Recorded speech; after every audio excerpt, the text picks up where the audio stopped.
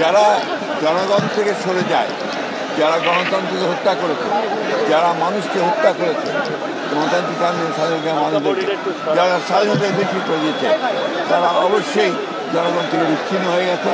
সঙ্গত কারণেই আজকে তারা সেখানে করছে।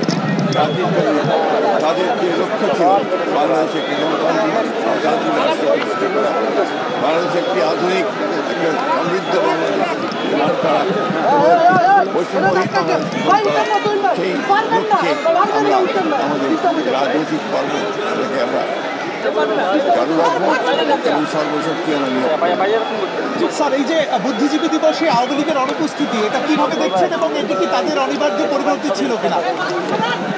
যারা জনগণ থেকে সরে যায়, যারা গণতন্ত্রকে হত্যা করেছে, যারা মানুষকে হত্যা করেছে, গণতান্ত্রিক আন্দোলন স্বাধীনতা মানুষদেরকে যারা স্বাধীনতায় বিক্রি করে দিয়েছে, তারা অবশ্যই জনগণ থেকে বিচ্ছিন্ন হয়ে গেছে।